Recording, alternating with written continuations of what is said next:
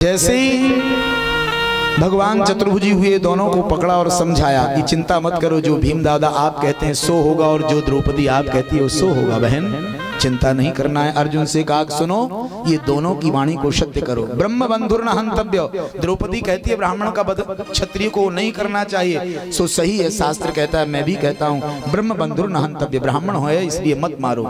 वो आता ताई वधारणा, ये आता ताई है, भीम दादा कहते इसलिए मार दो तो मार दो। मयि वो भयमामनातम परिपाई अनुशासनम, ये दोनों आज्ञाओं की पूर्ति करो। अर्जुन समझ गए, क्योंकि अर्जुन को तो भगवान ने 700 श्लोक गीता के सुनाए। अर्जुन ने कहा कि ब्राह्मण के वध का विधान है, अगर ब्राह्मण कोई वधयोग दुष्कर्म कर दे तो उस ब्राह्मण के लिए राजा के द्वारा दंड देना चाहिए। क्या दंड? बोले उसका तिरस्कार कर देवे, अपमान कर देवे। अपमान ही सबसे बड़ा दंड ब्राह्मण के लिए है, और अपमान में तो क्षण क्षण मरता रहेगा। तो अर्जुन ने ब्रह्म तेज की मणि को मस्तिष्क से निकाल लिया और उसके बाद जो धन आदि था वो छीन लिया और धक्का दे करके शिविर के बाहर कर दिया। बपन करा दिया, मुंडन करा दिया, जगह जगह चोटियां छोड़ दी। बपनम द्रविड़ादानम स्थानां निर्यापणम तथा ऐसे ही ब्रह्म बंधूनां बधो नान्योस्ति देहिका। ब्राह्मण को दैहिक वध का विधान नहीं होने के कारण इस प्रकार का दंड दिया गया। अब तो महाराज देखो, पहले तो कहीं बाल छोटे कहीं बड़े करा दो तो दंड माना जाता था, आज फैशन हो गया है। आज कई बच्चों को देखते हैं कि इधर से पूरे छोटे छोटे बाल और बीच में खूब घास सा खड़ा है। ये फैशन हो गया, जो कि हमारे शास्त्रों में इसको दंड कहा जाता है। कोई दुष्कर्म करे उस व्यक्ति को दंड देकर के ऐसा कराया जाता था। अब अपने ही आप कर रहे हैं, ये कलयुग का प्रभाव देखिए। श्री सूत जी महाराज कहते हैं इस प्रकार से, महाराज अश्वत्थामा ने विचार किया कि यदि मुझे प्राण दंड दिया होता तो मैं एक बार ही मरता, लेकिन इन्होंने तो मुझे वो दंड दिया है कि अब मैं क्षण क्षण मरता रहूंगा। तो उस समय प्रतिशोध की अग्नि में जलते हुए अश्वत्थामा ने तर्कस से एक बाण निकाला और ऐसे मंत्र से अभिमंत्रित किया कि एक बाण जैसे ही धनुष पर चढ़ा के छोड़ा तो 5 6 हो गए। 6 अग्नि बाण, 5 और प्रकट हुए उस बाण से, वो एक था ही। 6 अग्नि के बाण भयंकर अग्नि से प्रज्वलित धधकते हुए और आगे बढ़े तो 5 पांडवों के लिए, एक अभिमन्यु की पत्नी उत्तरा के गर्भ को जलाने के लिए जैसे ही बाण गए हैं तो उत्तरा ने देखा, क्या करूं, निवेदन करती है भगवान से, पाहि पाहि महायोगिन देव देव जगतपते नान्यम त्वद्भयं पश्ये यत्र मृत्यु परस्परम। हे नाथ हमारी रक्षा करो, रक्षा करो, मामे गर्भो निपातिता, मेरे गर्भ की रक्षा कर लो। भगवान ने देखा क्योंकि यहाँ पांडव रक्षा में समर्थ नहीं है, यत्र मृत्यु परस्परम, पांडवों की मृत्यु भी अग्निबाण के रूप में उनके समीप जा रही, वो अपनी रक्षा करें कि मेरी करें। तब भगवान ने उत्तरा के उस आग्रह को सुना और पूछा कि मामे गर्भो निपातिता, में गर्भ के प्रति इतनी आसक्ति कैसे? तो माता उत्तरा ने कहा कि गर्भ से आसक्ति नहीं है, तो आसक्ति तो आपकी कीर्ति से है नाथ। मैं ये चाहती हूँ कि मैं भले ही मर जाऊं लेकिन मेरे गर्भ का अंत ना हो। क्यों? इसलिए कि मेरा गर्भ नष्ट हो गया तो संसार के लोगों को आपसे विश्वास हट जाएगा, और ये मैं नहीं चाहती कि आपसे श्रद्धा हटे। क्यों हटेगा विश्वास? बोले इसलिए कि जिस कुल की रक्षा का दायित्व भगवान ने स्वीकार कर लिया हो और उस कुल का अंत हो जाए, ऐसा हो ही नहीं सकता है नाथ। इस कुल के अंतम बीजांकुर के रूप में मेरे गर्भ में पल रहे यही पुत्र के रूप में मेरा ये कुल की वृद्धि का अंकुर है। यदि इसकी रक्षा न की गई तो ये कुल समाप्त हो जाएगा और आपकी कीर्ति में कलंक न लगे, केवल इसके लिए मेरी प्रार्थना है। तो भगवान ने कहा धन्य है उत्तरा, तेरे हृदय में मेरी कीर्ति से इतना प्रेम है। तो भगवान कहते हैं वैसे मैं अगर्भा हूं, अजन्मा हूं, किसी गर्भ में नहीं जाता और जन्म नहीं लेता, लेकिन आज मैं इस मर्यादा का उल्लंघन करता हूं। तुम्हारी इस प्रेम की स्थिति को देख करके द्रोण्यस्त्र विप्लुष्ट मिदम मदंगम संतान बीजम कुरु पांडवानाम जुगोप कुक्षिम गत आत चक्रो मातुश्च मय्यः शरणं गताया। परीक्षित जी महाराज ने स्वयं इस बात को कहा है कि मेरी माँ के गर्भ में मेरी प्राण रक्षा के लिए भगवान अंगूठे के बराबर बालक के रूप में प्रवेश करके गए और अपने गदा को ऐसे घुमाया कि चक्र की भांति घूम रहा था गदा। और उस ब्राह्मण अश्वत्थामा ने जब अग्निबाण छोड़ा तो भगवान ने अपने गदा रूपी चक्र भांति बना करके उससे उसे कुंठित करके मेरे प्राणों की रक्षा की। वो प्रभु मेरे रक्षक हैं। इसी अवस्था में उत्तरा के गर्भ में पल रहे श्री सुखदेव जी महाराज, श्री सूत जी कहते हैं कि भगवान ने प्रवेश करके रक्षा की और निकल के बाहर आए तो भगवान का नाम उत्तरायण पड़ गया। उत्तरा के गर्भ में प्रवेश करने के कारण भगवान का नाम हो गया उत्तराया उदरे अयनम ग्रहम उत्तरायणम। उत्तरा के घर को, उत्तरा के उदर को घर बनाने वाले भगवान को उत्तरायण कहा गया। ऐसे परीक्षित की रक्षा की और भगवान ने अब जाने के लिए मन बनाया तो पांडवों से माता कुंती से विदा ली कि हमें जाना है। अब बहुत समय बीत गया, महाभारत का युद्ध कराते कराते अब आपके पुत्र धर्मराज युधिष्ठिर राजा हो गए हैं, पांडवों का राज्य हो गया, हमें आज्ञा दीजिए, हम द्वारिका जाना चाहते हैं। जैसे ही द्वारिका जाने के लिए निवेदन किया है तो माता कुंती ने आके भगवान की स्तुति आरंभ कर दी। क्या कहती हैं?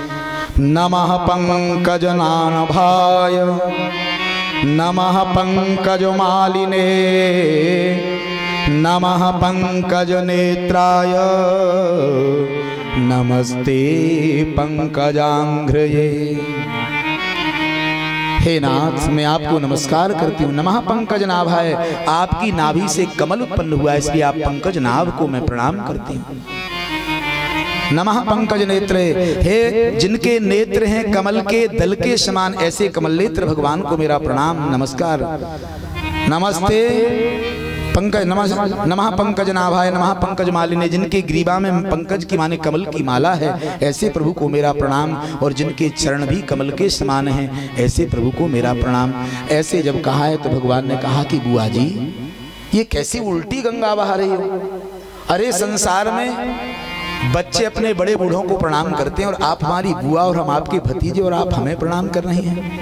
तो भगवान ने निवेदन किया है तो कुंती मैया कहती है कि हे केशव, तुम कितने बड़े नाटकी हो ये तो मैं जानती हूँ। आप जगत के पिता होकर के किसी के पुत्र, किसी के भतीजे, किसी के भाई, किसी के शिष्य, किसी के सेवक बनकर के जो नाटक कर रहे हो ये मुझसे छुपा नहीं है, इसलिए मेरे प्रणाम को स्वीकार करो। भगवान ने कहा बुआ जी जब तुमने भगवान बना ही दिया है तो भगवान से तो कुछ मांगना चाहिए, मांग लो। भगवान ने जैसे ही मांगने को कहा तो कुंती बुआ कहती है कि ठीक है केशव, दे दो, क्या चाहिए? बोले मुझे इतनी विपत्ति दो, इतनी विपत्ति दो कि विपत्ति के पहाड़ मेरे ऊपर एक एक पग आगे बढ़ाने पर टूटते रहे। द्वारिकाधीश श्री कृष्ण ने कहा कि बुआ जी लगता है विपत्ति को भोगते भोगते विपत्ति ही याद रह गई है। अरे अब तो विपत्ति के दिन निकल गए, तुम्हारा पुत्र राजा बन गया है, अब विरोधी कोई रहा नहीं है, अब विपत्ति कहाँ और विपत्ति को मांगने की आवश्यकता क्या है? तब कुंती बुआ ने कहा कि हे केशव, विपदा संतु न सस्वत तत्र तत्र जगत गुरो भवतो दर्शनम यत् स्यात् अपुनर्भव दर्शनम। मैं मुक्ति नहीं चाहती, मैं किसी भी लोक का राज्य नहीं चाहती, मैं पृथ्वी पे भी आधिपत्य नहीं चाहती, मुझे तो केवल ये चाहिए कि विपत्ति प्राप्त हो। क्यों?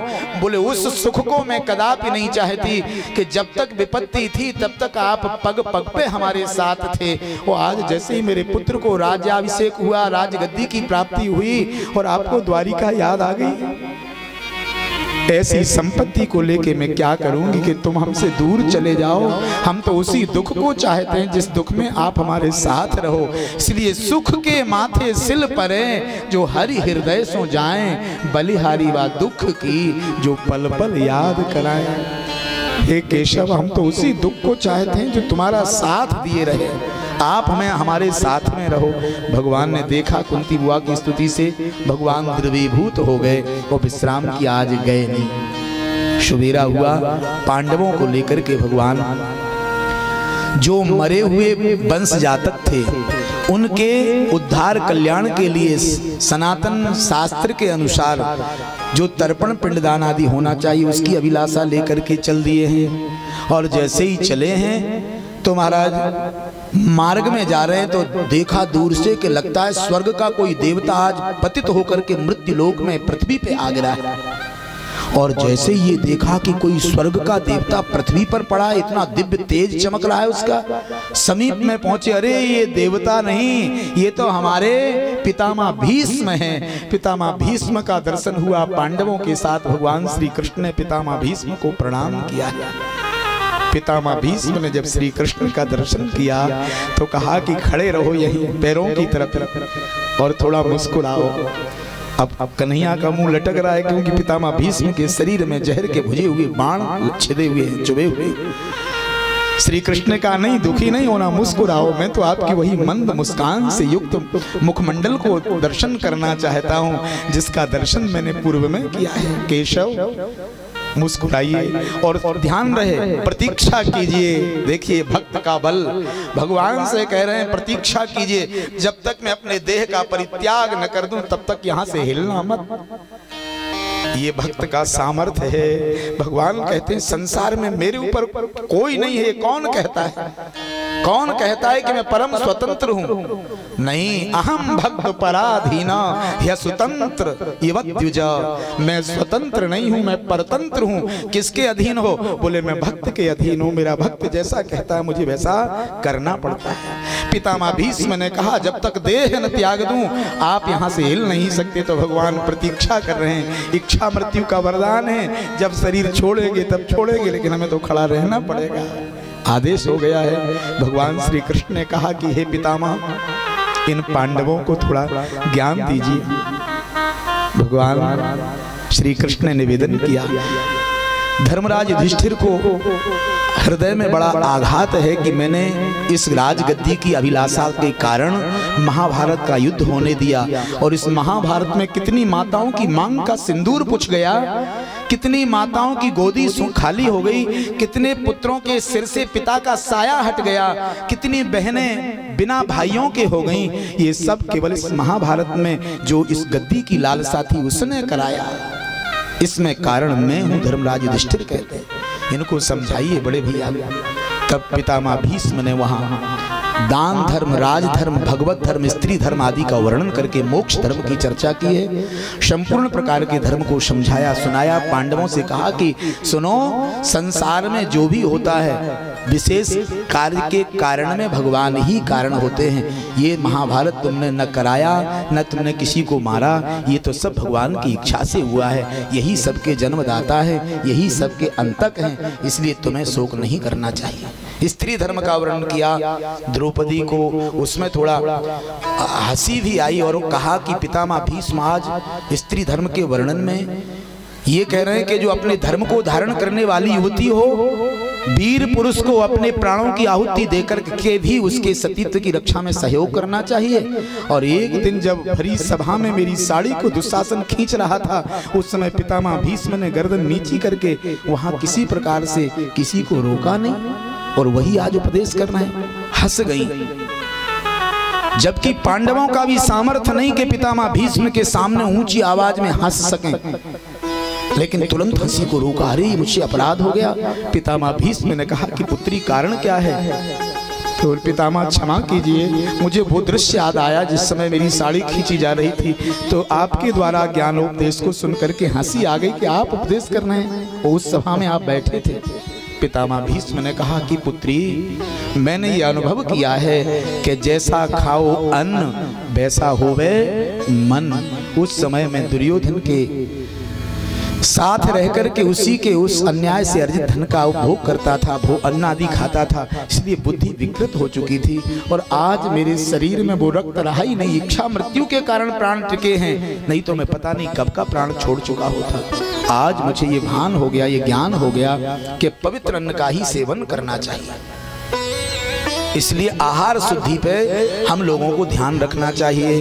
पितामह भीष्म जैसे महापुरुषों का संकेत है, जिनकी बुद्धि कभी कुंठित नहीं हो सकती, वो ये मार्गदर्शन हम लोगों के हित में कर रहे हैं। श्री सुखदेव जी कहते हैं कि ऐसूत जी कहते हैं, हे ऋषियों, इस प्रकार से पितामह भीष्म ने भगवान के द्वारा कहे हुए उस आदेश का पालन किया, धर्म का उपदेश कर दिया। अब भगवान की स्तुति की है, प्रभु मैं चाहता हूँ कि जिस मुखमंडल की आभा का दर्शन मुझे उस कुरुक्षेत्र में हुआ करता था कि आपके हाथ में घोड़ों की लगाम और महाराज एक हाथ में चाबुक, आप रथ को चला रहे हैं। अर्जुन आदेश कर रहे हैं, सेनयोर उभयोर मध्य रथम स्थाप्य में अच्युत, हे अच्युत मेरे रथ को सेनाओं के मध्य में ले चलो। आप आदेश का पालन करते थे। और हे नाथ, जब युद्ध होता था उस समय घोड़ों की टापों से धूल उड़ती थी और आपके शरीर पर, आपके विग्रह पर जिस समय वो श्वेत बिंदु पसीना आता था उस पे ये रजकण उड़ करके जाते थे, तो ऐसे लगता था जैसे कोई मोती चमक रहा हो। उस पसीने के बिंदु को देख करके आपके मुख की आभा की दिव्य शोभा होती थी। हे नाथ, मैं उसी दिव्य मुखमंडल का दर्शन करके और उन्हीं चरणों में प्रेम सदा बनाए रखूं, ऐसी कृपा आपकी मेरे ऊपर रहे। जानते हो, मेरे पास केवल एक मेरी बुद्धि रूपी कन्या है जो आज तक संसार के किसी विषय आदि से आसक्त नहीं हुई। इतिमति रूप कल्पिता वितृष्णा भगवत सात्वती पुंगवे विभूमि। मेरी इस बुद्धि रूपी कन्या ने अभी तक किसी प्रकार से किसी का वर्ण नहीं किया, ये जैसी की तैसी है। इसीलिए मैं निवेदन करता हूँ कि मेरी मति रूपी इस कन्या का आप वर्ण कर लीजिए। भगवान ने कहा कि वाह धन्य है, सती मति को हम न स्वीकार करें ये तो हो ही नहीं सकता। भगवान ने स्वीकृति दी है। पितामह भीष्म ने भगवान की कई श्लोकों में स्तुति करते हुए निवेदन